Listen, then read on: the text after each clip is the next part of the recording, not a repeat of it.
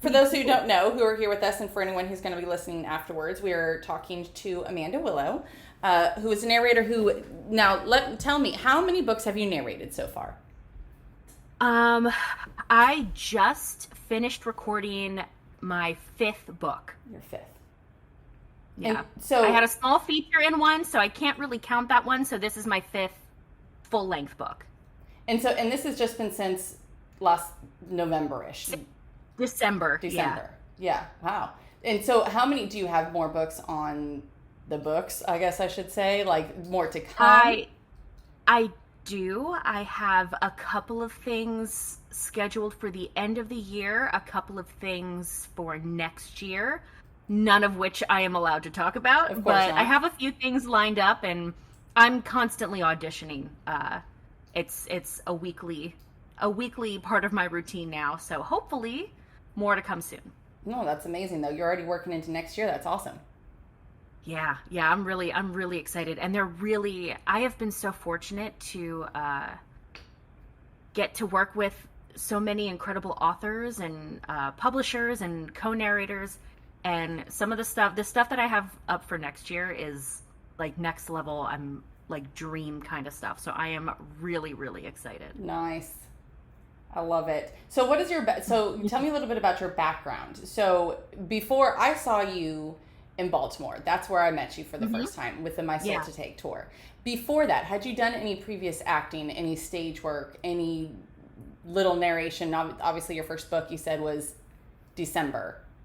Yeah. But before that? No, nothing. I have my theater background, my quote unquote acting background is just being a massive theater nerd. I was stage crew for many years. I've just been a lover of theater and storytelling since I was a very small child. And I always had that like interest, and I really wanted to get into it. But I was so self-conscious, and I was like, there's no way that I'd ever be able to like actually do any of this. So I'm just not going to. So I never tried. And so when I genuinely don't know what possessed me to think that I could actually narrate. But I was like, you know what? I'm just going to try. I don't really care. I'm just going to try and see if I'm any good at it. And so my husband got me set up technically with a mic and all the software and all of that. And I just read books. I would pick a book that I loved and I would read it from cover to cover by myself and record it and learn the software. And you don't think that there's a lot physically that you have to do, but you have to get comfortable with standing or sitting in a space for 4 to 6 hours at a time, learning how to use your posture to change your voice and characterize in certain ways. And it's an adjustment. So I spent a lot of time doing that. But yeah, I never took an acting class. I had no background. So when I stepped on that stage in Baltimore, that was my very first public performance experience ever. What a way to throw you into the fire, man. Oh, it was. And you know what? It's so funny that you said that, because that was when I was approached with the opportunity, that was pretty much what was said, like, all right, you're ready to jump into the fire? Yeah. And I said, well, how big's the fire? And it was, we want to perform with Joe on stage in Baltimore. And I kid you not, the very first thing out of my mouth was, oh, that's a big fucking fire. So, yes, super professional. I was terrified. I was terrified for probably the first hour or so after it was settled, and it was like, okay, I'm going to do this. And then the realization dawned on me, like, oh, you're going to have to get on a stage in front of a sold out crowd and perform with Joe. It's like, oh, yeah, I can't believe I just agreed to that. Yeah. But it was, without a doubt, the coolest thing I ever did. it was so much fun. So much fun. And I'm so grateful to have had that opportunity, because it led to getting to live my dream. Yeah. And so I will always, always be so thankful for that opportunity. And you did amazing. Like, I would have never have guessed that was your first time ever stepping onto a stage. Never. Well, thank you. And And there was also the added pressure of, okay, so you're going to step out onto the stage, and right there at the table right in front of you will be Evelyn Montgomery and Ariel Anderson, but don't freak out. You know, it's totally fine. Don't get nervous about that. Well, it's okay. You did a lot better than me. At least you didn't drop your purse and I didn't drop my purse. Get teased about it now for infinities. Any noise from the crowd. Good Lord. I'll never I've already been warned not to bring any purses to New Orleans. So, you know. No, I know. I'm like, as I'm trying to plan my outfits and plan things for New Orleans, I'm like, okay, don't wear anything that makes noise. Yes. Don't bring a purse.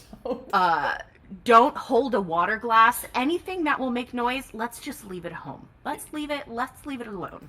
It's so funny, the water glasses, just to get a little bit off subject, because I was so embarrassed with dropping my purse. And my daughter, she goes to me, she goes, well, Mom, at least you weren't the one clinking around the water glasses. And I'm like, yeah, I guess so. But that whole front row, which was reserved for special guests and like the staff, the loudest people in the place. You know what it is? It's like, well, Joe, I couldn't. Your nerves kick in, and you're like, man, if I had, like, I didn't have to go to the bathroom, but you start thinking, you're like, if I have to get up for any reason, that's gonna. Oh yeah. I can't get up, and so then you start freaking out, and then you do stupid things like drop your purse and clink water glasses, and that's just.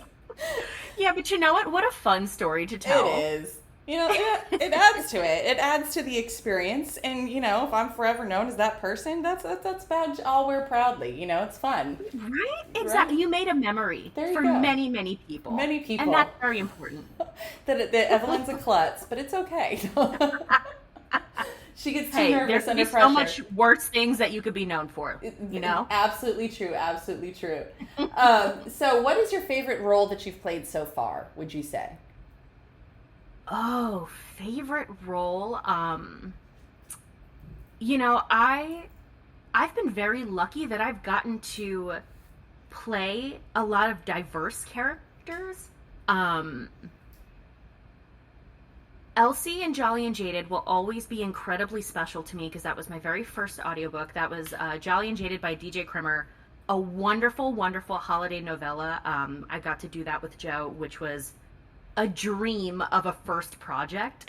Like, this time last year, if you asked me, like, if you could dream up your first audiobook, or not even your first, like, your dream working scenario, DJ Krimmer and Joe Arden, are you kidding? Yeah. It was wonderful. And that character was such a joy to play. She was bubbly but complex, and I got to do a lot of funny stuff in that one.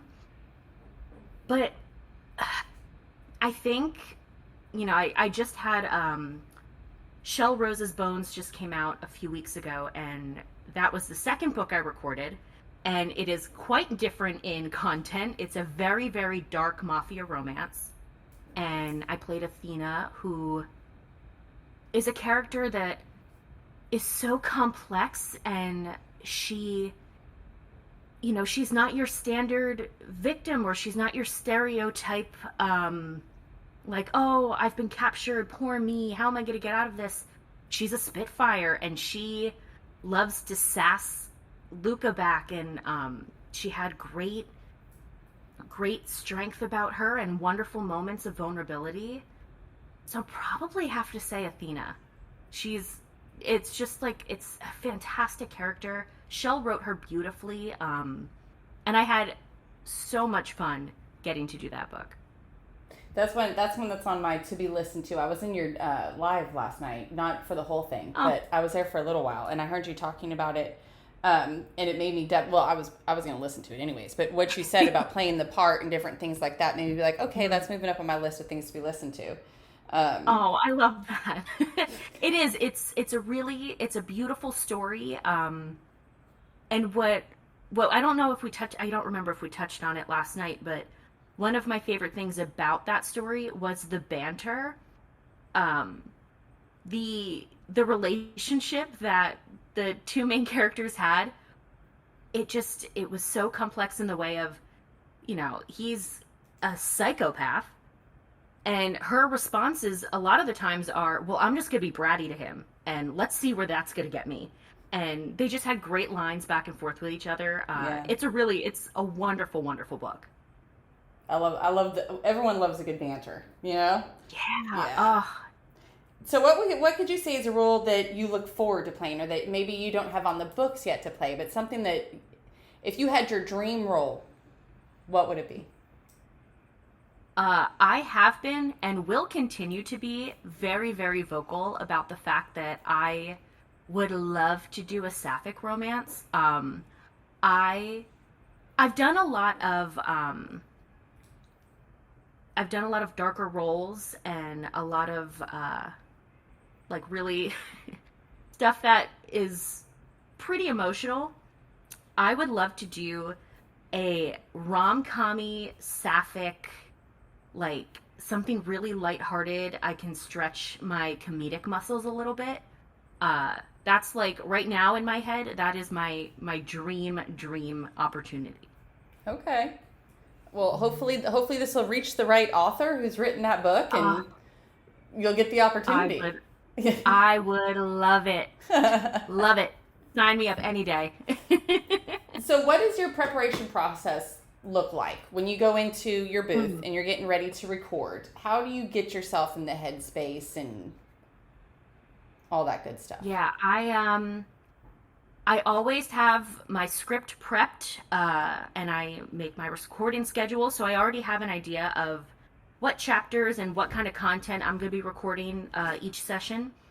I always start out, most of the time, if time allows, because sometimes it's a fast turnaround, I'll have some kind of playlist that I curate that gets me in the right vibe and headspace and energy for what I'm going to be recording. And I'll blast my music, and I have an array of vocal warm-ups and lip and tongue trills. I do a lot of face massages, things to just warm up my body and my vocal cords and all of that. And I kind of just take the time to just sit with myself and let the rest of the world go away. Drink a ton of water. I normally have some kind of tea with me. And I always have this incredibly disgusting throat spray that I love, but it does wonders for the voice. It is the most horrific thing that I have ever tasted. But I always have that. Is it flavored? It's just a lot of. It is what. Let me see. What is this one? It's honey lemon, and that sounds so lovely. It is not. It's gross. It is. Like ammonia with honey and lemon, and it's awful. But let me tell you, it clears the throat so well. So I'll still use it, but I don't like doing it. That's probably why it's like ammonia, because there's got to be something in it to really. There's. I don't. It says non-alcoholic, but I don't know if I believe them.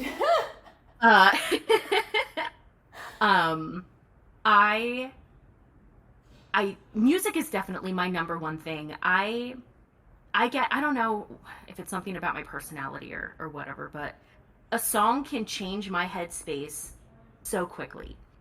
And so I really, really like to start every session with just listening to music and something with the same energy that's going to match where I need to be emotionally. And it's been a wonderful tool that's really, really helped me to nail, especially like I've had to do some really, really emotional and traumatic stuff in some of these books, and having music playing and just getting that like shift in energy right before I go into record has made all of the difference. So that's my number one. Yeah, I'm the same way. Music has always been my muse, so I totally get that one. You mentioned once that I wonder if it was Losing Neverland, that a song that you listened to or you correlated to it was Dragula. And I wish someone had a camera on me when you said that, because Dragula is one of my favorite songs. It was my number one must play at my wedding. Really? I said, listen, buddy, you can play anything you want. Dragula has to be on that list. And we went hard, and it was awesome. The energy of that song is very much my vibe, and yeah. So when you said that was part of I don't know, I can't remember if you said that was a song that you listened to while you were writing, but I was like, oh, hell yeah, I need this book. Oh, I listen to that song all the time, especially when I want to get into, like, it's a great song for a dark romance headspace. I don't know why. Like a villain, it just works. It is. It's that guitar. There's something about those licks that it's like, yeah. I know exactly what you mean. Yeah, it's one of my favorite, like, I'll listen to it, not even getting, it's just one of my favorite songs. Like, you put that on hell yeah, I love it. So your preparation, do you read the book beforehand? I know that's a big question that I like to ask different narrators. Some say, like, I've heard Joe say that he reads enough to understand what's going on in the scene. And then, like, I've asked Maxine that, and Maxine says that she reads the whole thing beforehand. How do you kind of go about learning the characters in the book before you get in there? Yeah, I do. And again, it depends on time, because I have limited time. I work a 9 to 5 Monday through Friday on top of narrating, so I don't have as much time as I'd like to get prepped and to record. So if I have a smaller window, I will do like a really fast skim of the book, because I need to know important details that will dictate character choices. But if I have the time, and if I have, a few days to really spend with the script, I'll read it, like I would a normal book, and take the time to make meticulous notes and things like that.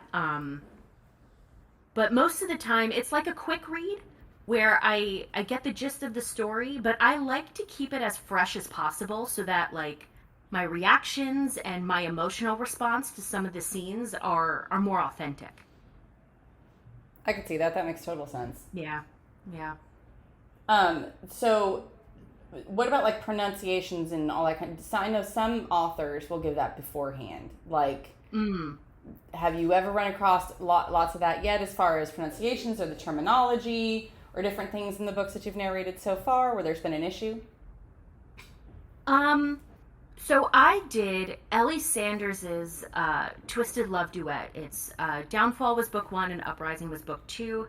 And Ellie is British, and it was written from the perspective of someone who is British. So there was a lot of Americanization that needed to happen for that book. And so there was a pronunciation guide. But honestly, most of that was just communicating with my co-stars and with the production team. And it really makes a difference when you're working with a group of people who are so collaborative and responsive. So if I go in to record and it's like, hey, I stumbled upon this word, not really sure how it should be pronounced, or especially with names, because, in an author's head, it's pronounced one way. And if it's not, directly said to the production team, it's kind of a guess. So it's great when you can, reach out to everybody on the team. It's like, hey, I came across this name, not really sure how to pronounce it. Can we get confirmation on it? And you get a quick response, and it's like, all right, perfect. So I've been very, very lucky for the people that I've worked with that have been so communicative, and it's just made that process a lot easier. And I also rely heavily on Forvo.com, my favorite website of all time now, because it's a pronunciation, like, generator. So you type in the word and you hit listen, and it tells you how it's supposed to be pronounced, and it has saved me a million times. It is a bookmark on my Google Chrome, because I use it daily. I bet. Yeah. You'd have to. Yeah, I can't even imagine. Depending on, especially on what genre you narrate, or the different, like, So how do you decide on a voice? So if you're switching characters in a book, is it kind of like a feeling? Do you run it past your husband?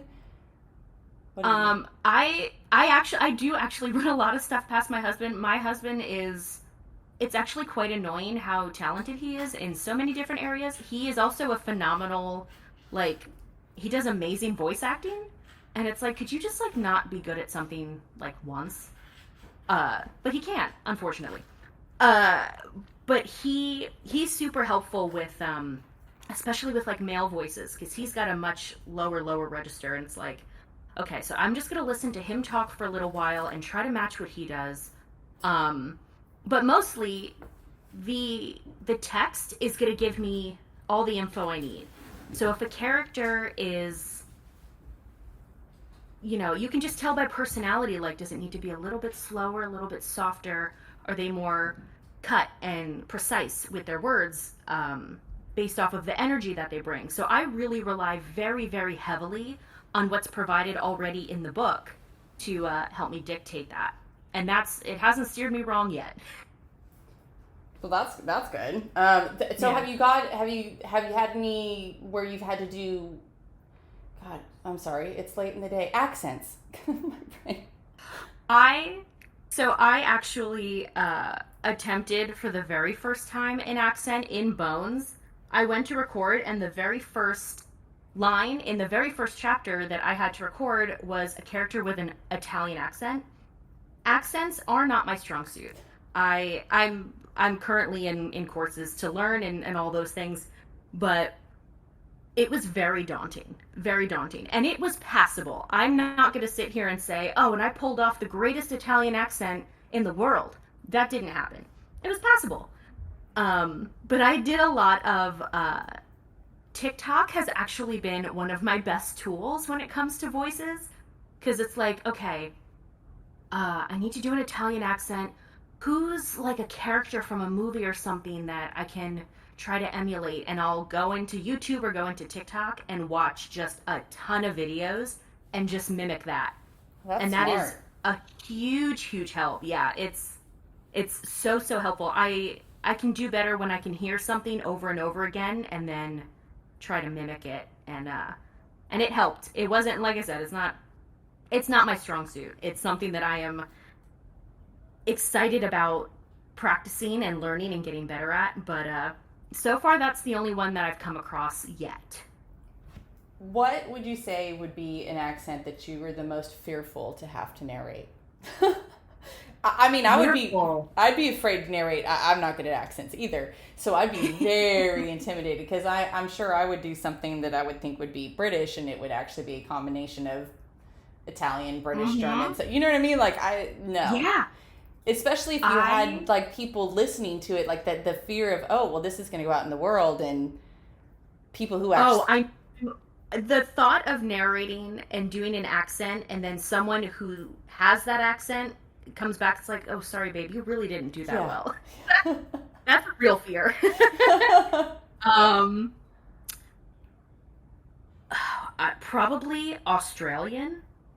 That I don't even know. I can't even place like in my mouth where that would need to sit, because some like Southern British, even a little bit of Russian, I can kind of like fake my way through. Australian, I would not have the faintest clue where to even start. So I'm hoping that doesn't come up for a really long time until I can learn how to do it. No one sent you any Australian accents. No, not right now. Give me like 6 months and I can maybe do it. So how do you handle transitions between the characters and the dialogue and like the tempo and the pace? Have you found like a good, I don't know if it'd be like trick that would work or something to keep like your tempo and your pace when you're narrating? Do you use this? Do you snap, or do you use a clicker? So I use a clicker. I have tried the snapping and the clapping method, and I've come to realize that I'm not a very good snapper. So I was like, well, I'm too worried about if my snap's loud enough, and that because the point of the snap is so that it differentiates in the sound wave, so the engineer knows where to put in the duet dialogue. So that's what we use for duets. And my snaps were not loud enough. So I was like, well, I can't really use that anymore. So I did the good old dog clicker method, and that's been working out well. Um, it's honestly just kind of like a learning curve, and it's when I go back, and every so often I'll do a book, and like if especially if I'm just feeling like I don't know if I'm loving this performance, and like I get a little critical of myself. I'll go back and I'll listen to a couple of things from Jolly and Jaded, and it's like, okay, I didn't love how I did that way, and I felt like I sped through that part. So for this, I'm going to slow it down. I'm going to really think about the energy that the scene needs, and I'm going to let that dictate how the level of energy that I'm bringing there. So if it needs to be slower, if it needs to be faster, that's something that I've learned just with time, and each book that I do, it's something that I'm getting more comfortable with, and as time goes by, I think it's something that I'm definitely improving on. I know everyone goes back and looks at their first couple of projects and they're like, oh, I don't know if I love that.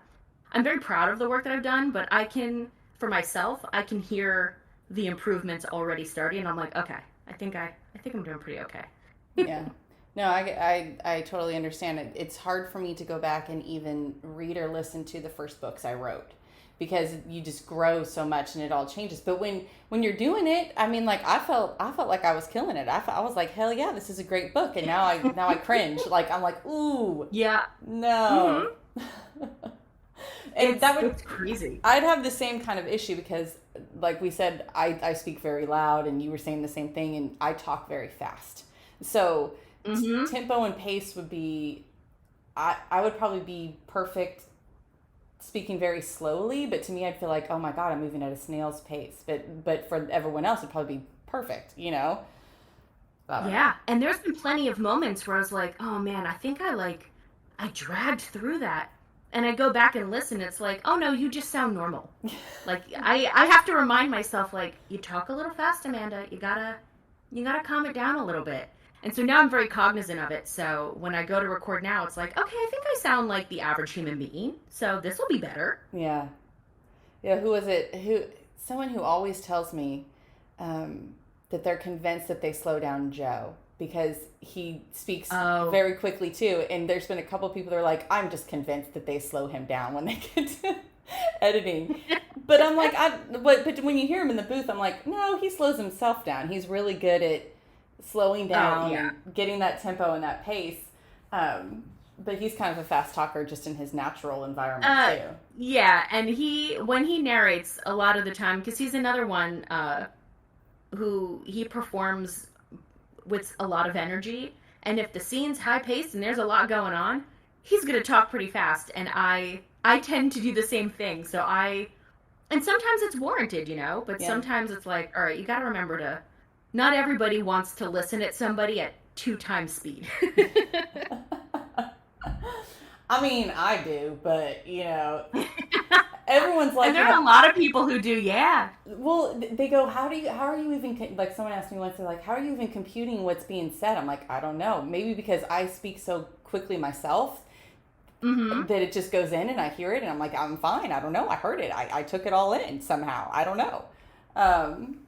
But yeah, lots of people think I'm crazy but I don't always listen to books at 2 times speed. What's your normal listening rate, Amanda? What do you listen to books at?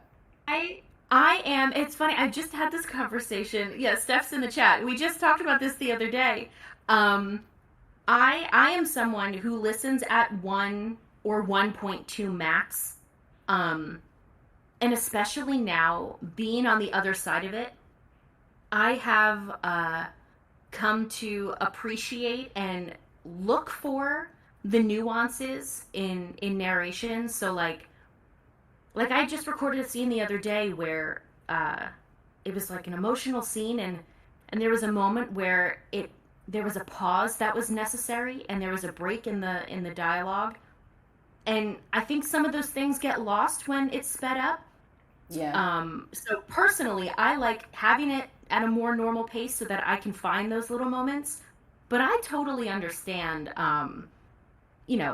sometimes if a narration is just too slow to keep up. And I know Steph said it earlier, it's like your brain moves at a faster pace, so the faster pace of an audiobook just makes sense. And I totally get that, and I'm here for that. But yeah, for me personally, I like to keep it as normal as possible. Sometimes if the narrators are just a tiny bit slow for my personal taste, I'll crank it up to 1.2. But most of the time, I'm at a normal speed. After getting criticized, not really, I'm joking, for my 2.0 speed, I did go back and I was like, okay, Evelyn, force yourself, do 1.0 or 1.2, and it is better. I will say it is better. Yeah. Now, if I'm just trying to get through a book or something, I definitely, like probably most of you'd speed it up. I will say that a crucial thing though in narration is pairing the right narrators together, because there's been 100%. Yeah, there's been one of my books that was produced, and I'm not going to name names or anything, but you can definitely hear, and I've had other people reach out to me and say it's just like one person was speaking really, really like fine at 1.0 or 1.2, but then the other one, once you hit them, you wanted to speed it up because the person was speaking too slowly. So having that good pairing together where like you're not wanting to speed up one narrator and then slow down the other one, it's just going to be difficult. It is. And even as a narrator, especially if it's, most importantly, if it's a duet production and, the standard is you're recording by yourself, you're not recording with your co-star. So there's a lot of guessing involved. Yeah. So it helps to know your co-star and to know their style. And I've been incredibly fortunate to have thus far worked with people who I was already familiar with some of their work. So I know how they typically work and what their typical tone is and their speed. So when I record, I can keep that in mind. And something that was actually wildly helpful for Bones was Joe had recorded his portion of the project before I did. So I had access to all of his files when I went in to record. And I'm someone who I pay attention to when the narrators are working together. If their energy and their tone and everything's not matching up, it kind of takes you out of it. Mm-hmm. And so I felt it was very important, especially for this story, and especially in the moments where they're quipping back and forth and that banter is such an important part of their relationship. I went in and I would listen to Joe's files and I said, okay, Joe recorded it this way. I'm going to listen to this and then I'm going to record as if I'm responding directly to him. And I think it made for a pretty good final product. It sounds seamless, and I'm so grateful for that. And that's also hugely in part to the engineer and the post-production team. They are absolute magicians when it comes to engineering an audiobook. So it was, especially on this project, I was just so fortunate to get to work with like the best team possible. And I love that because it'd be almost like being on stage. So like I know Joe did Butcher and Blackboard, they did that live together. And so it'd be almost kind of like that concept of being able to play off of your other narrator, like you're on stage together. And it would create such a more powerful impact in everything in the audiobook. Oh, 100%. And there's nothing like it. So one of the pieces that I got to do with Joe in Baltimore was a short story that he wrote. And then a few months ago, him and I got to record the whole thing live in the audio attic simultaneously. And it was one of the coolest things I've ever done. And the energy of it and being able to directly play off of someone, I wish that it was more accessible to be able to record everything like that because it makes a difference. Magic. Yeah, it does. It makes such a difference. Yeah, I mean, Butcher and Blackbird is such a wild success because of that. I think because of that energy. I agree. And what Lucy and Joe did together in person live was they made magic with that energy, and bouncing off of each other and being able to respond immediately to something that someone says, that's the human experience that we're looking for in these books, and it makes it more relatable and more enjoyable. Mm-hmm. I wish that was so much easier to do, because it's the coolest, and I love it, and I hope I get to do it one day. Yeah. I think it does. And you can, like you said, you can feel the human emotion more. Like, it's not that you can't in just a normal book when you pick it up. I mean, they're amazing. You've done amazing work, and everyone else who does amazing work, and they piece it together and it sounds perfect. But there is something else about that human emotion that you can just hear in each other's voices when you're live and you're together and you're feeding off each other and you're feeding off that energy. That's just so powerful and beautiful. And I was there in Baltimore, but I was there for the ITB where you did it live with Joe. You were? I was, and the Baltimore one was amazing.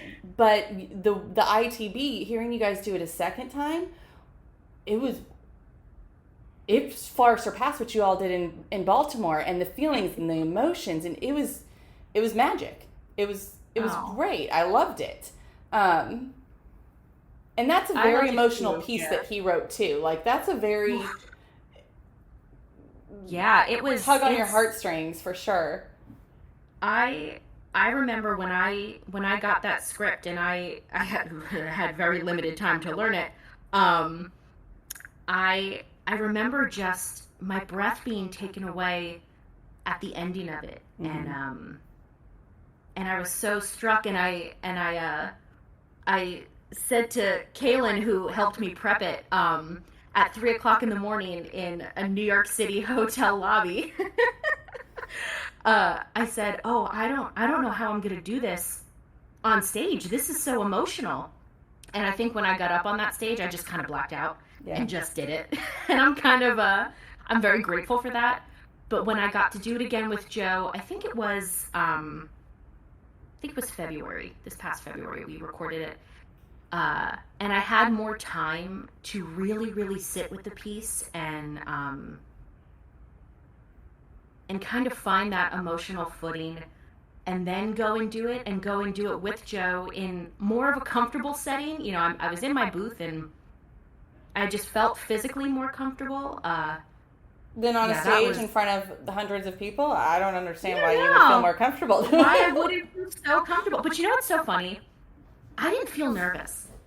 Right before going on stage, and I'm in the wings, and I'm waiting for him to announce me on, I didn't feel a lick of nerves. And that frightened me. It's like, all right, why aren't you nervous? That's good. I think I just felt it was great, and it helped me get through it. But I think Joe and his team were absolutely fantastic about making sure I was comfortable and felt good about what I was doing, and they were so supportive and so uplifting. So I felt really good on that front. And knowing that I knew so many people in that audience, it was full of friends, and that was really, really helpful. I was more nervous to do the Heidi record in the audio attic than I was to do it on stage. Really? Which is crazy, because, on stage, you got one shot. And I knew, not that I wanted to get it in one shot, and I'm glad that we did. But with, in Discord, it was like, all right, if I had to fumble a little bit, it's okay. It's not a big deal. And I just went in with the same kind of headspace that I did in Baltimore and on stage, and we did that baby in one shot, and it was stellar. It was so cool. It was amazing.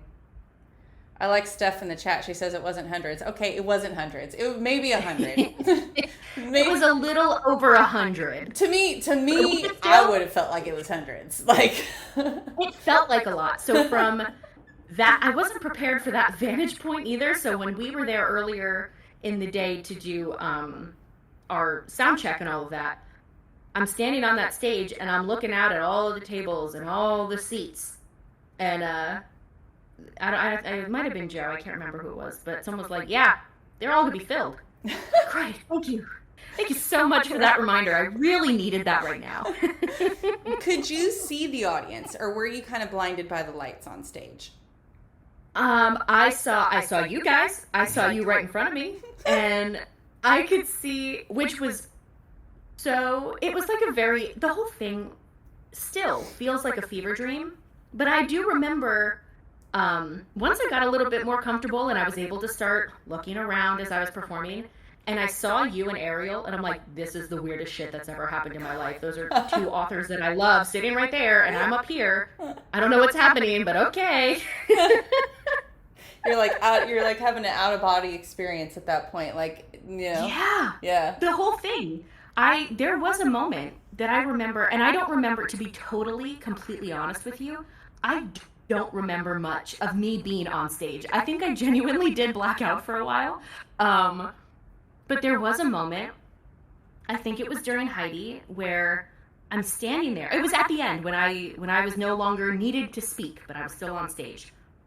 And I'm listening to Joe, and I had that moment of, okay, I'm on a stage, and so is Joe Arden, and we just did that together, and that wasn't a dream. And then I'm looking out, and I'm like, well, there's my friend, and there's my friend, and there's my friend. Oh, look, it's Evelyn Montgomery and Ariel Anderson, and there's my friend. And it's like, how is this a real thing that is happening to me right now? And I still feel that way today. You know, the fact that Bones was on the Audible Top 100 bestsellers list for erotica, my second book that I've ever done. I was like, how is this real? How is this something that I'm living right now? It's just, it is a wonderful, wonderful dream come true. I agree with it's been a year of kind of like that, I think, for a lot of people, especially for me. Like I had the same kind of experience when it was, you know, Maxine and Joe wanted to do my books, and I was like, what, they do? Oh my God. And even thinking back, because that was about a year ago right now that I started talking to Blue Nose about it all, and we started, you know, working on contracts. And to think back to like a year ago, you know, it was just about, you know, starting to reach out and all this kind of stuff. So I hadn't talked to them yet, but I'm maybe about a couple weeks away from when we all started talking. So to think back to be like, wow, a year ago, I would have never guessed the way my life was about to change. No. And I made the same kind of comment, like when I signed with Blue Nose and it was going to be Joe and Maxine and they were going to do Losing Neverland and all. I made the same kind of comment to my friend. I was just like, how is this my life? Like, right? Yeah. How does it just flip like that in an instant? I mean, I'm not against it, obviously not, but you feel, I guess the word would be blessed. You just stand there and you're just like, wow. So this is what this feels like. And you just feel so grateful and blessed, and you just can't even put it into words. It's my experience. Exactly. And I mean, what a summer you had last year. I mean, Losing Neverland. And I'm seeing more and more Losing Neverland content all over socials, and I'm like, this is it. I'm here for this. Losing Neverland was the first like fantasy like book that I ever read, and I was enamored. Oh, I was like, oh, is this what I'm missing out on? What? Okay. Well, I have to reevaluate everything that I'm doing now. And I mean, you had the dream team. Yeah. Maxine in Losing Neverland is one of my favorite Maxine roles, and Maxine is my god tier favorite narrator of all time. Oh, she did amazing. Hearing her, oh my God, her Tink. That's a Hall of Fame role right there. So many people say it was her best performance, and I'm not being biased. I mean, I'm a little biased because it was my books, but I'm going to honestly say I think it was. She poured her heart into those roles. She did. And you can just hear it. Like, she did amazing. And so I don't think she doesn't step up to the plate like that for all the roles that she takes on. But to have her do that for my books, I mean, I can't even put that into words. That's just... Can I ask a question? Because I've always been curious, like from the author perspective, like, is it the most bizarre thing in the world to hear your audiobook brought to life, and not only done in audio, but by some of the most talented people in the industry? That's gotta be like such an out-of-body experience. It was. I remember I got I was in the booth with Joe.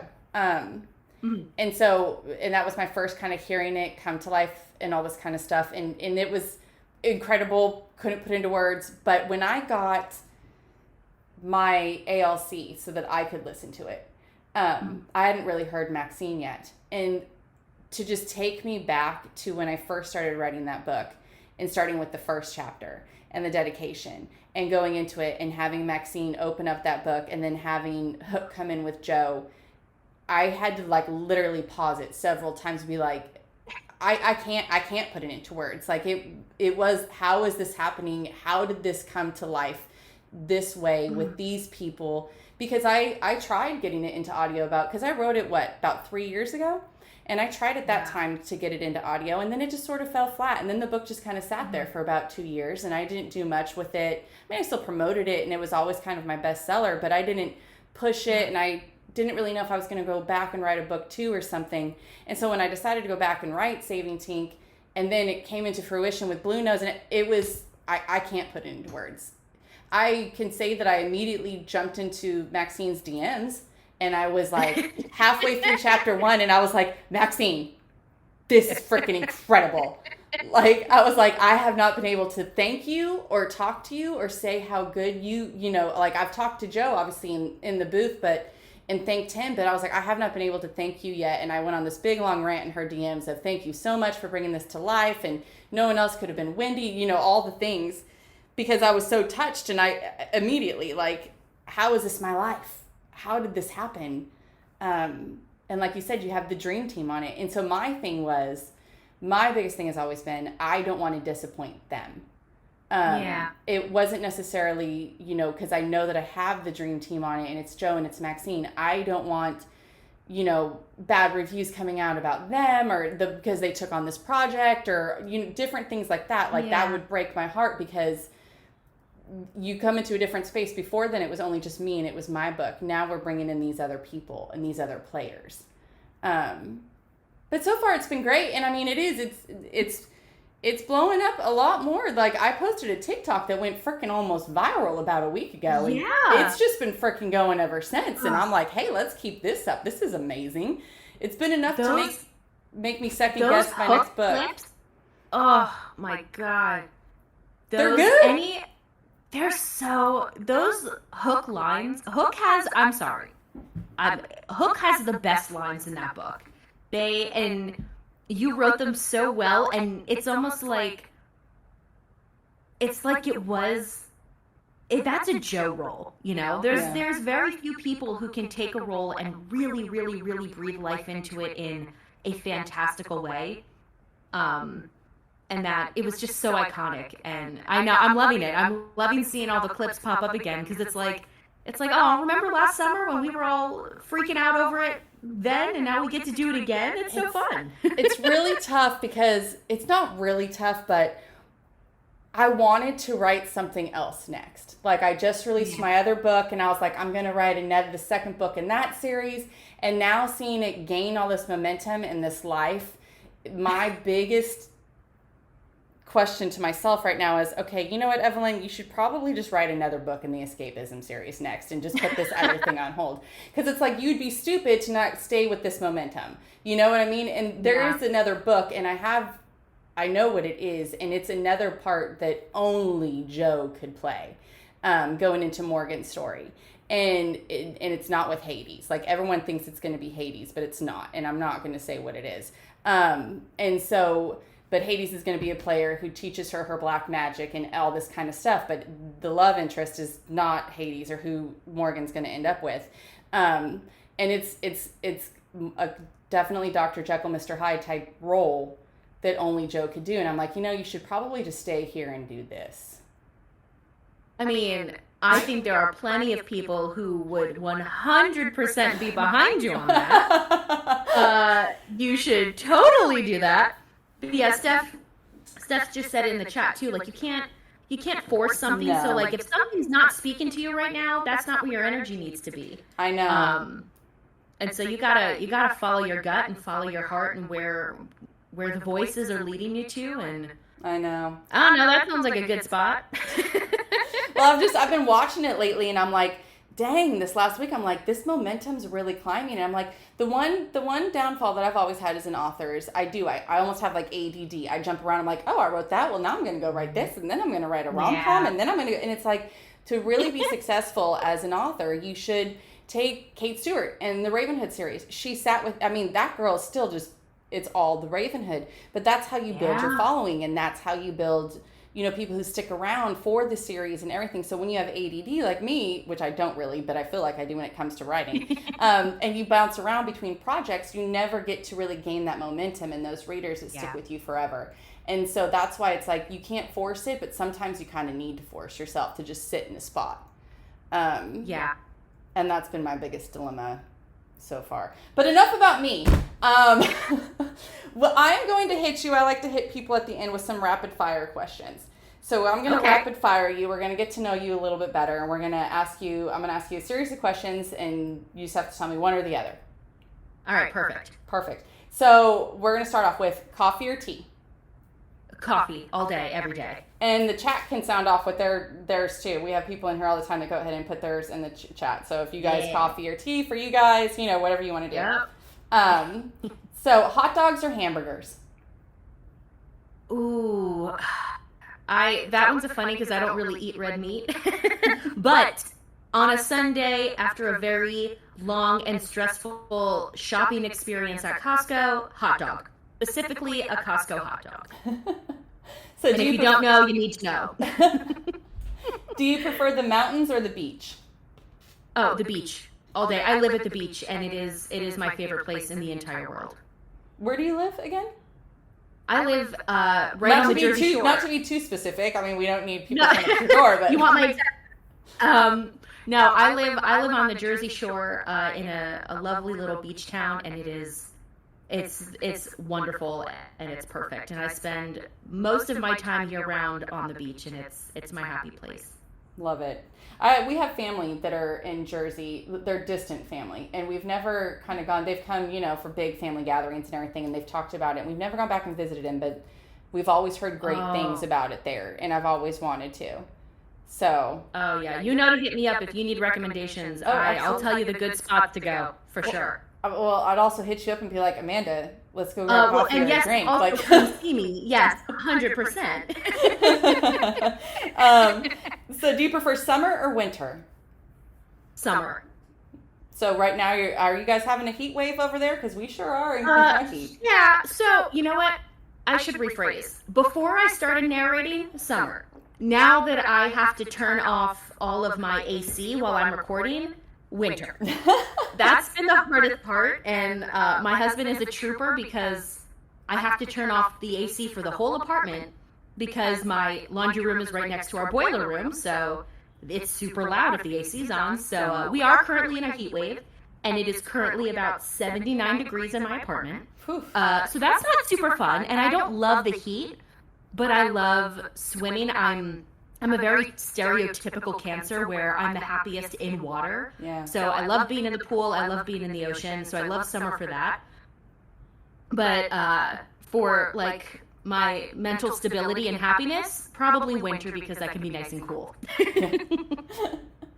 I mean, some of these are tough questions to answer. I mean, like, you could be like, yeah, I mean, I like to get cozy in the winter and put on baggy clothes and hoodie sweatshirts. But then, yeah, I feel you too. I'm like, I'm a beach girl, and I like to go play in the water and get a tan. And so, I mean, it's tough. It's tough. Yeah, exactly. So, morning or evening? Morning, 100%. I am very much a morning girl. So am I. Yeah, evenings are a little. I mean, I could do them if I have to, but I don't like to have to. When I'm recording, because I work full time and I commute 45 minutes to my office every day. So like when I'm doing a project, I leave my house at 7. I come home around 6. I give myself about an hour and a half to like hang out with my husband, and then I'm in the booth until about midnight. 11:30 midnight most of those nights. So that's pretty rough because I am a morning person, and when I'm not recording, I'm like asleep by 9:30. Yeah. So that's been an adjustment. Yeah. Yeah, I'd say I'm the same way as you. Like I can stay up late, and I've hit it for like riding sprints and different things, but for the most part, like I'm in my PJs by 9 and with my earbuds in, and yeah. Cats or dogs? That's hard because I have a cat who I love very, very dearly, but dogs have always been my first love. So I'm going to cheat and say both because I want both. That's okay. I have 2 dogs and 3 cats, so I'm right there with you. I'm both. The dream. So salty or sweet? Ooh. I'm going to say sweet. Okay. See, I'm one of those on that one. I like the combo, the salty sweet. Oh, yeah. Like if you do like yogurt covered pretzels or something like that, like the white chocolate pretzels. I was just say that. Oh my God, that's like my favorite. Like a good snack is like a chocolate or a yogurt covered pretzel. Ugh. Yeah. You got to take the bag away from me because I'll just get down on the whole thing. I won't even remember I ate them all. So texting or talking? Probably texting because I'm more available to text, but I also love a good FaceTime. Okay. And and voice memos. Kaylin in the chat in voice memos. I am notorious for like a good 15-minute voice memo. Me too. I can't send them on Instagram anymore because they cut me off at 5 minutes and it's not fair. Yep. And I'm like, you gotta stop cutting me off. Like, I know I'm long-winded, but come on. Like, I just got too much to say. I know, I have the same trouble. Yep. All the time. So, I mean, like, if people, like I send voice messages to everybody all the time. So, but it's one of those things, like, you never know if someone's cool with the voice memo, so you don't really send them at first. Yeah, you gotta send, like, a 15-second one just to see how they respond. Yeah. And it's like, all right, if you're cool, all right, now you're getting a 4-minute. Yes. And then it increases, and then it's into the text modes. Like, I have some people that, like, used to do it through the iPhone, and I'm like, damn, that was like 10 minutes. Like, sorry, have fun listening to that.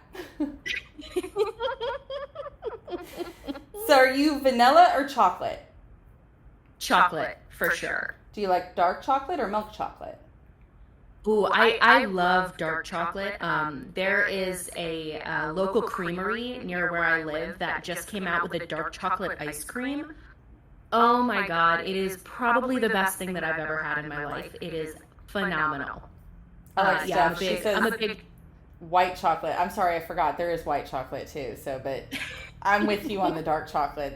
No, dark chocolate trumps everything. And like, I love, I'm such a sucker for like fruit dipped in chocolate. So like a dark chocolate covered strawberry or a dark chocolate covered cherry, that is my vibe. 100%. So we were just in Destin this last week on family vacation. And my 16-year-old, she goes, Mom, have you ever seen this? To go to the beach, we bought like the big Hershey's bar, just like that breaks off into like it's got all the little breakable pieces, like a big one. And then like a thing of strawberries. And you leave the Hershey's bar out in the sun, you let it melt. And then you open your strawberries and you dip it. And I'm like, damn. That was good. And we sat there and ate it. And my girls, they're like, Mom, you ate like half of it. I'm like, how could I not? It was dark chocolate and strawberries. And like on a beach eating that, I can't think of anything more enjoyable. Right? That's just great. Perfect. It's heaven. So do you like polka dots or stripes? Ooh. Yeah, this is an interesting polka one. Dots. Polka dots. I think polka dots are kind of flirty. They're kind of fun. Here's Steph again with the plaid. You're right. Okay, or plaid. Oh, I'm also I'm a pretty plaid girl too. I like that. I like a good plaid skirt. Oh yeah. I'm all about the plaid. Well, I was a kid in the '90s. Like I feel like the '90s were all about plaid. Oh yeah. Yeah. I grew up.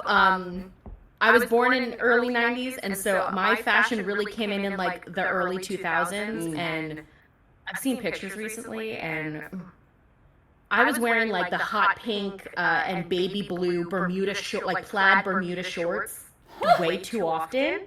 Oh, it was bad. They were so in though in the early 2000s. Like I remember.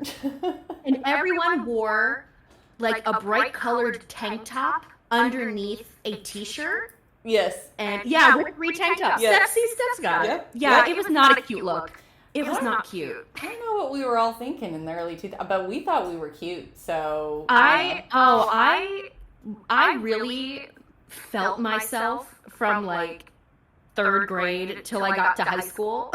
And then I realized, oh, you ain't shit, girl. You're nothing special. I went to private school for elementary and middle school, so I had to wear a uniform. So when I was out like at the mall with my friends and we had on our 5 t-shirts and our plaid freaking shorts, I was like, I look so cool. Like, you guys don't even understand how cool I am. You did, though. You did. Not even a little. Not even a little. And then I got to high school and I started my goth phase, and that never left. There's nothing wrong with a goth phase, though. I love a good, like, goth. So. Oh, it's just, no, it's not a phase. It is. Yeah, you don't. It is very much my entire life. people who, yeah, it's not necessarily a phase. Like, some people, like my husband, he went through a goth phase. Mm-hmm. He did kind of, but he was skater boy, all that kind of, like, and he kind of grew out of that. But he still kind of has that skater boy look to him, but he let go of the goth. So he is one of those that did. But I mean, like, for the most part, I feel like people who embrace the gothic lifestyle, they stay with it. It's just them. Yeah, and you know what's so beautiful. funny? I kind of discovered it in my mid-teens to early 20s, and then, like, for most of my 20s, I tried to deny it, and then something about turning 30 really changed my whole mindset of, like, myself. I turned 30 and I stopped caring about everything, and I just did what I want. Yeah. So, like, I'm going to be 32 in a couple of weeks, and I since then, so in just 2 years, I've probably covered half of my body in tattoos. I dress the way I want to. I grew up in a very conservative area, so I kind of allowed myself to just branch out and be myself and express myself the way I want to. And let me tell you, life has gotten so much better. Oh, I believe just it. like letting go and just being the most free I've ever been. And yeah, so like I was just talking to Kaylin and Steph the other day. I was like, oh man, if I show up in like my classic like goth like dresses in NOLA, you think anyone's gonna care? And it's like, well, it's NOLA at Halloween. I don't think anyone's gonna care. It's also just New Orleans is New Orleans. Like, New Orleans, is full of voodoo. Like, you'd fit right in no matter what time of year. I can't wait. I've never been before. It's gonna be my first time, and it's one of my favorite cities. I love it. Oh, I can't wait. I want all of your recommendations of restaurants, places to go.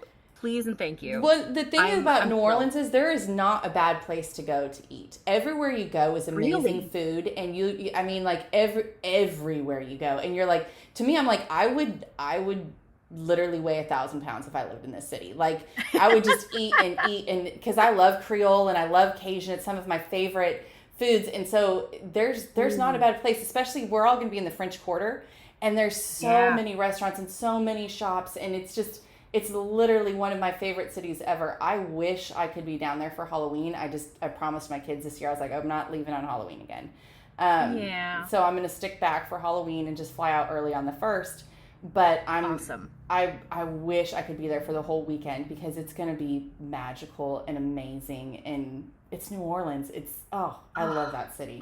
I'm so excited. I love, my husband and I joke all the time. We're just like spooky people. Like, we're very much into like witchy things, and I'm very I refer to myself as alternative hippie. Like, my booth is covered in crystals right now. Like, it's very. You're gonna love New Orleans because there's so many shops. Like, there's so many voodoo shops with everything, all the crystals, all the voodoo dolls, all the everything throughout all of New Orleans.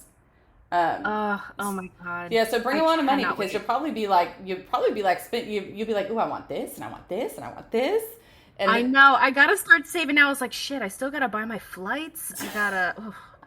I gotta make sure. So like, I told Dan, I was like, so I don't really need anything for my birthday, but if you want to, like, just like slip me like a $50 bill and say like, here you go, honey, you can take that to NOLA and buy yourself something pretty, I would love that. Right. That would make me so happy. Start you in New Orleans. Yeah, I can't. Yeah, right. I can't wait. Oh, it's gonna be amazing. Okay, so city or countryside? Oh, that one's really hard. So where I live, I am 40 minutes outside of Manhattan and like 40 minutes outside of like country area of Jersey, and I love all of it. Yeah. That's kind of how I live in Kentucky. I'm about 40 minutes to big cities, but I'm in the country. But it's a big enough town to where I don't need to go anywhere else. I mean, I could go further into the country, but we have everything we need. It's a small town, you know? Yeah. And I like that. I don't know. Kaylin in the chat, New York City freaked me out.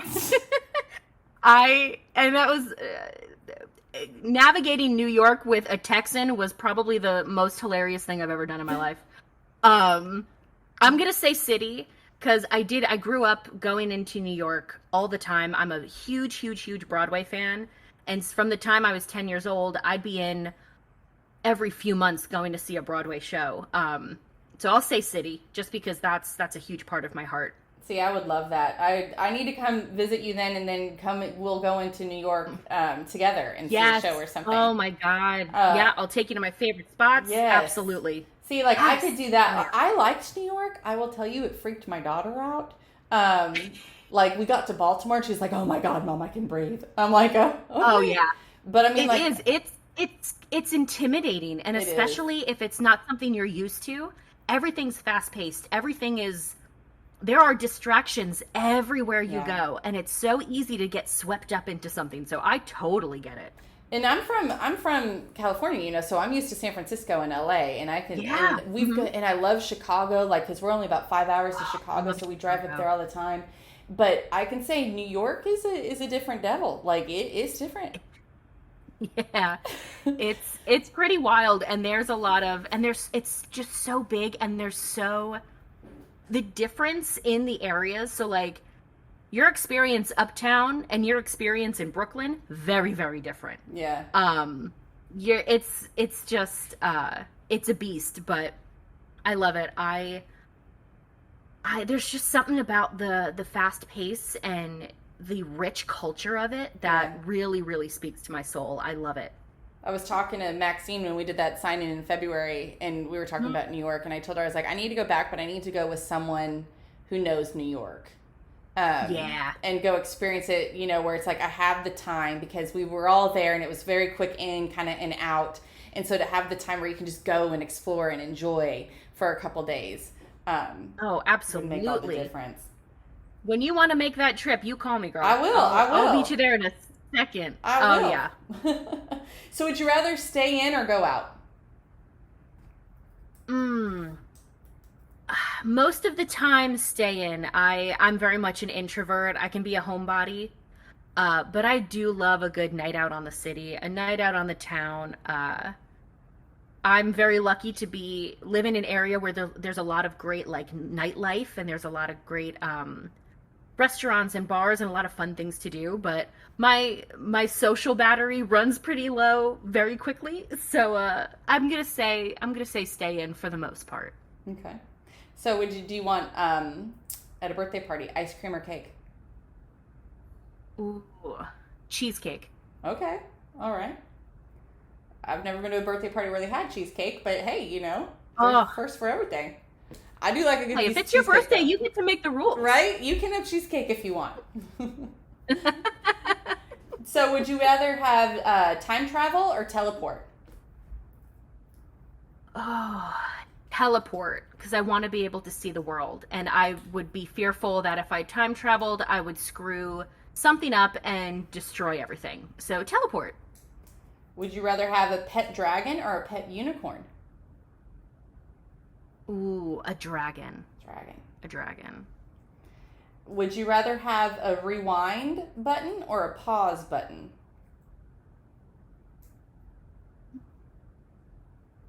I'm going to say a pause button. Okay.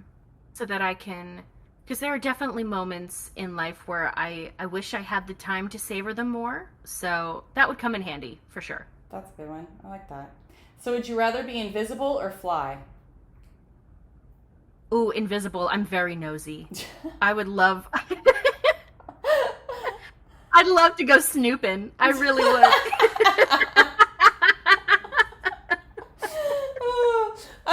speak for all of us. I think all of us would be like, oh right? no, I want to fly and be good. But in all actuality, we all want to be a fly on the wall and do some No, snooping.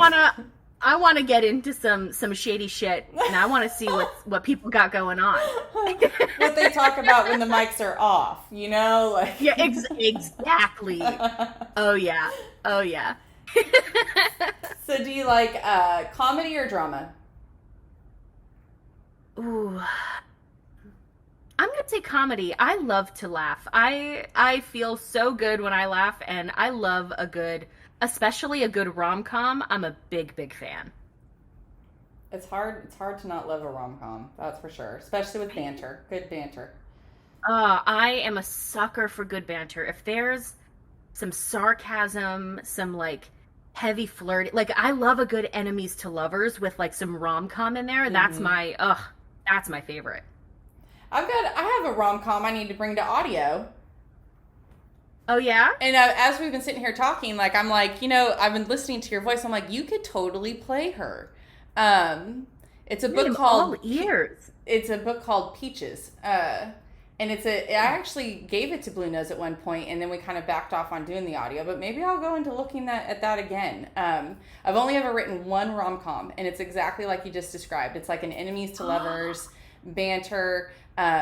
She's a writer. He's the publisher. But then it's like this whole thing where it's like a fake arrangement marriage, but like close proximity, one bed type thing that they get kind of, pushed together with. And yeah, I've been kind of dancing around on that one. It'd be kind of weird because everyone knows me for other stuff. I've only ever written, like I said, it's like rom-com. I don't really write those. But. Well, that's okay. I've been told, as Steph and Kaylin have been saying in the chat, I've been told I need to start doing more rom-coms because the heavy emotional trauma stuff I need a break from. I kind of do too. Like that's been my hardest thing. Like I stopped writing, and the last couple books I've written have all been dark, hardcore romance, and I'm like, man, I was talking to someone the other day. It's like I just really want to write a rom-com. Like I just need some light and levity here. Like do it, like something to make people laugh, instead of like it being dire all the time and the world's ending and everything. Because you have to go to that headspace, and I know you understand that as a narrator. Like if you're narrating, it's tough. It's exhausting, yeah. And I don't know if people really understand how physically exhausting it is. It is. And like I can't even imagine writing it, and like because you're really pouring all that emotion in, and it's a lot for me to perform. So I can only imagine what it is writing, but yeah, I'm all about switching it up and kind of. And I even think just creatively as an artist, taking a hard pivot sometimes is kind of just exactly what your heart needs to be able to explore all aspects of your creativity. Anytime I was just at my day job, I was talking to one of my admins, and she's like, I've been really stuck on this one project and I can't get through it. And I said, you know what, why don't you put that down, pick up something else, and then come back at it with a new perspective and a fresh brain, and it's going to be 20 times easier. Yeah. And I think that applies to a lot of different things, and especially creatively. Sometimes we get stuck into a routine and stuck into a pattern, and the best things we can do is break out of that for a little bit so that when we come back, we have a new perspective, Yeah. So I'm all for it. I endorse it, and if you're looking for a narrator, I will be first on the list to audition. Well, I'm always looking. It's just getting them there, right? It's like getting them to that audio point of making it happen. But it's a really cute book. Yeah, it's like I wrote it. I don't know when I wrote it, but anyways, let's get back to rapid fire because we can continue to sit here and probably chat all night. And these people are hanging in there with us. I know. I know. So when you're on a trip, are you driver or passenger? Oh, I am passenger all day, every day. I am never the driver. Passenger princess. Yeah, I don't. Oh, to a T. Oh yeah. So fruits or vegetables? Oh, fruits. Some of these folks know that I'm a sucker for a cherry. It's my favorite snack of all time. But I love, and I don't know if it's widely known, but like green apples are a narrator's best friend. It helps with mouth noises and things like that.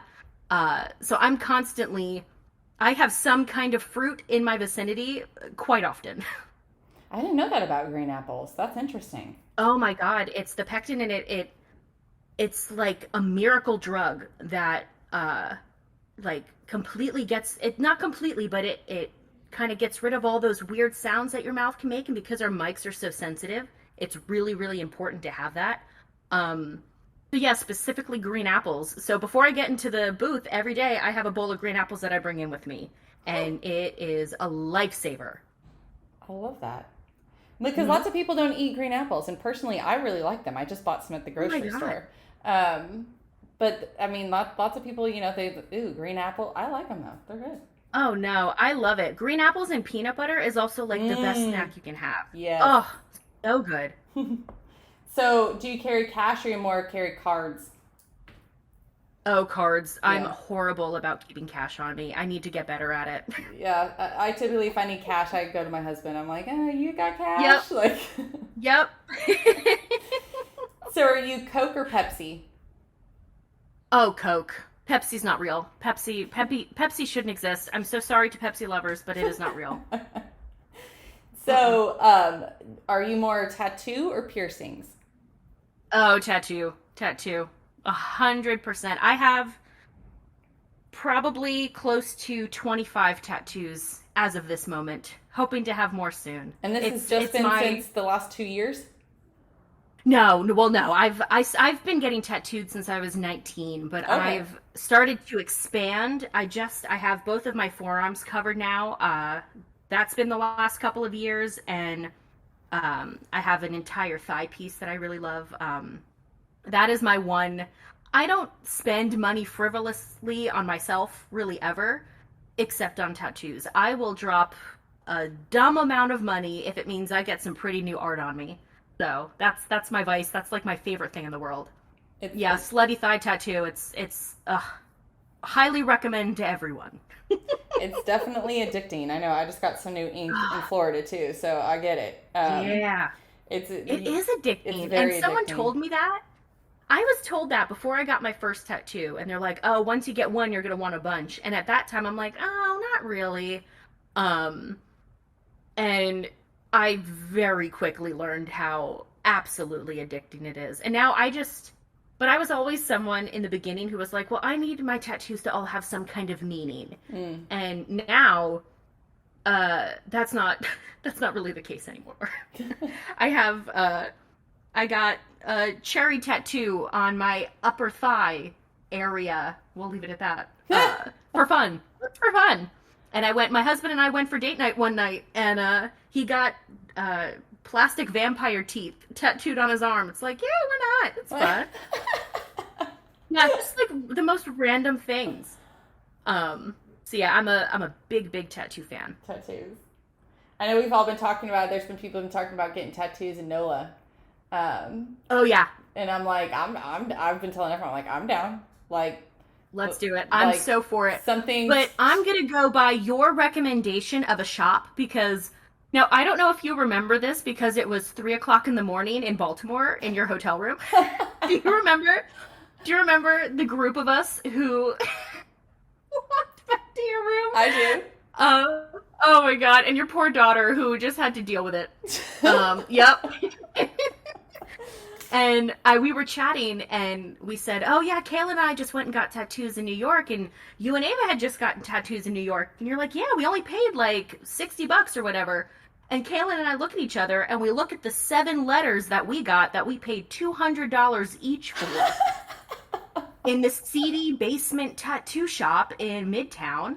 So we're going to go by your recommendation, because whatever we did was the wrong thing.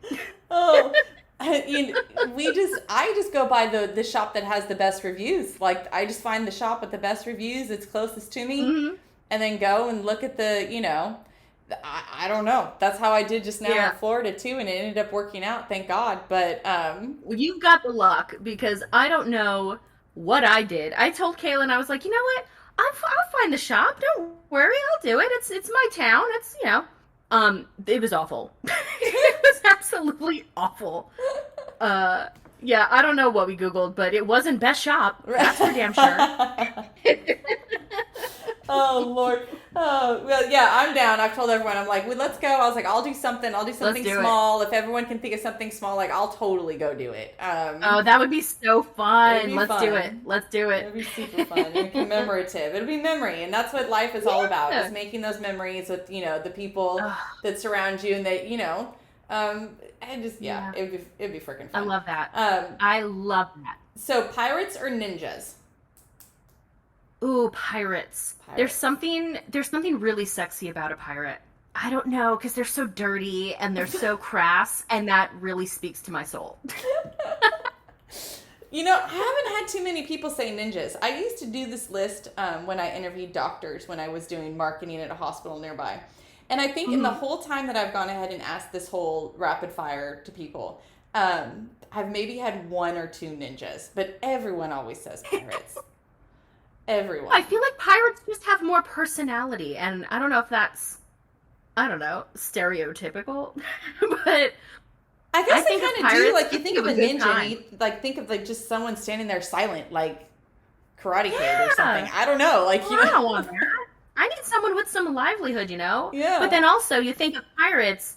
Who's the first pirate that comes to your mind? Hook. And hello, who's not gonna pick? All right, and Jack Sparrow. But Hook. But Hook. Who's not gonna want some Hook? Very true. Let's be honest here. Very true. Especially when it's played by the one and only Joe Arden. You know what I mean? I know. Definitely, yeah. That was a miracle pairing. Like, it was so serendipitous. Like, even Joe and Maxine and Blue Nose talk about it, because Joe had just finished doing the ITB with the original Peter Pan when I had reached out to Blue Nose about a completely different book. And then they were like, hey, we see you have Peter Pan retellings. I'm like, yeah. They're like, dude, Joe just got done recording these in the booth like a week ago. They're like, can we see those? I'm like, of course you can see them, But so we always talk about, it was so serendipitous, just our paths crossing, and the way it all worked out is just, and when you see things like that, I love to say it's where you're supposed to belong. You're on your right path, 100%. That's what I think. So. 100%. I'm a big believer in what is for you is never going to pass you, and it may come at a time where you really weren't expecting. And I believe that in all aspects of life. So 100%, they were meant to find your story exactly when they did. Yeah. And they were supposed to come into your orbit exactly when they did. And I mean, look at this monster that's been created. I mean, it's iconic. And I love that. It's awesome. And it was some of the coolest performances I have ever heard, for sure. Yeah, they did such a phenomenal job. They took that and just, and like they told me, they said, our founders have a very close love and connection to Peter Pan. And they didn't tell me why or anything, but they said it's very important to them. And you can hear that, though, in their narration, how important these parts are to them and them being able to play them. It comes across so much in the audio, kind of like we were talking about earlier about being able to play off the person, your other fellow narrator, and the human aspect of it all coming in. So, yeah, it's just incredible. I can't say enough great things about what Joe and Maxine did for my books and what Blue Nose did. Yeah.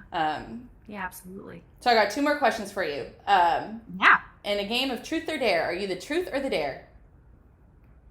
Oh, I'm the dare. The dare. 100%. I love a little chaos. I love a little mischief. So I'm always going to take the dare. I used to be that way until I got dared to do some pretty stupid stuff in my early teenage years. And then I kind of went back to the truth. I mean, this was girlfriend sleepover parties where it was like, oh, go streak up and down the street. And then they lock the door and you can't get back in. And you're like, oh, that's just mean. Maybe I won't pick the dare next time. You just got wiser, that's all. Yeah. Now I'm like, I'll sit back and watch and just pick the truth. And then you all can decide if I'm actually telling the truth or not, but there you go. That's also pretty fun too. No one has to know if you tell the truth. They don't have to know. There you go. That's true. So we're not talking about books here. We're talking about food. Spicy or mild? Mild. I am the whitest human being on the planet. I have the worst palate imaginable. When it was announced that Joe's next show is going to be in New Orleans, I had some fear. Like, am I going to be able to eat anything but beignets down there? Probably not. So I'm just have a good antacid or something. Like just bring some Pepto, some antacid. Oh, some Sprite. My Costco side comes, I'll be ready. Yeah. Oh yeah. Make sure you know where the nearest bathroom is. Yep. Oh yeah. No, I will be well prepared. I do. I have, and it's so funny because like some of my favorite food is like Thai food or Indian food, but I have to get it mild no matter what I get. And it's like, and my husband's like, you're kind of not getting the whole experience of it. And I said, I understand. It still tastes good, but I understand I'm missing something. And I'm okay with that. I can live with that. Yeah, you're missing a tore up stomach later. And so for that, you're fine. Exactly. Yeah. And I'm much better for it. Yeah, exactly. Exactly. I feel that one because I've had my gallbladder removed and stuff. So I'm like, I'm kind of the same. Like I'm Girl, like, me too. Yeah. I'm right there with you. Yeah. So I literally was just telling that to someone today, actually. Yeah. It's like, I like spicy. So spicy doesn't necessarily like me, Yeah. And sometimes it's a beast. I don't know what foods don't like me, but for random reasons, I'll be fine one day with one and the next day I'm not fine with it. So, I'm right there with you. I feel you, girl. I feel you. Well, Amanda, thank you for coming out and chatting with me. This has been super fun. This has been so fun. I can't believe we've been here for an hour and a half. This has been so lovely. It's always great to talk to you, and I love hearing your voice. Thank you so much for having me. I'm honored. Yeah, well, we've been here for like what? I mean, we jumped on here about 10 minutes early because we feared our mics, but man, it's been almost 2 hours. Yeah, our mics clicked right in, and we were good to go. And I could sit here and talk to you for another 2 hours, but then we'd be at like midnight, and I know, and no one else would be here. It would just be us, and that would be fine. Oh, Lord. All right. Well, we will cut this off. And thank you for coming. And you could come any other time you want to. Come sit, chat with me. And, I'll start, now that I know you're cool with voice memos, girl, I'll be blowing up your instant message with voice memos randomly. Please. And I'll be sending them right back. No, this has been wonderful. And I'm so honored that you asked me to be here. And I am very, very much looking forward to the day where we get to work together. Because I've told you before, that's on my bucket list. I would love nothing more, and I'm so excited to get to see you in New Orleans later this year. It's going to be fantastic. Oh, it's going to be super fun. And I'm looking forward to the day we work together, too, because that's on my bucket list. So we will make that happen. Hopefully soon. Let's do it. All right.